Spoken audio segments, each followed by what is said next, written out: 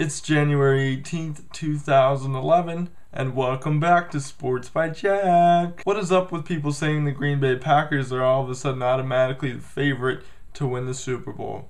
Yes, they killed the Atlanta Falcons on their home field at the Georgia Dome last weekend, but I don't think necessarily that makes them the favorite all by itself. And don't get me wrong, they've got a good defense, they've got Aaron Rodgers, they're totally Super Bowl contenders, but I think the Steelers and the Bears and the Jets will have something to say about that. Ryan Grant posted on Twitter that Green Bay fans should be ready to book their flights to the Super Bowl, and Brett Favre has also picked the Packers to win it all. It's pretty cool that Brett actually picked them because if you remember, when Aaron Rodgers became the starter, Brett Favre said that he doesn't have a responsibility to bring up young guys in the game of football to supersede him as the starter in Green Bay, so it's cool that he acknowledges that they're contenders now with Aaron Rodgers at the helm. But you know what? Obviously the Jets proved me wrong and they beat the New England Patriots, so who's to say they can't win the Super Bowl? Or why aren't the Steelers the favorites? I mean, they've got Big Ben who's already won a Super Bowl, plus they have an equally good defense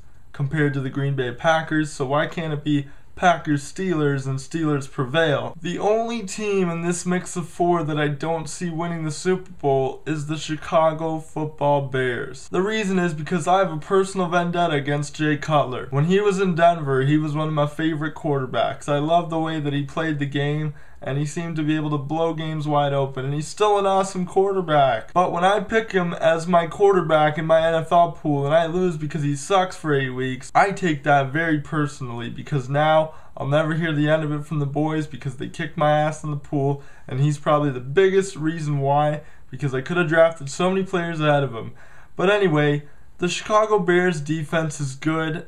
Jay Cutler is good, but I really don't see them winning the next 2 games they need to win to be crowned 2011 Super Bowl champs. I just don't see it. I would be very surprised if they beat the Packers on Sunday, even though they'll be at home. I think it'll be Packers, Steelers in the Super Bowl. And before people criticize me for getting it wrong, I do think the Jets can win, and I apologize to all the sucky-ass Jets fans who can't handle that I picked New England over the Jets. And you know what?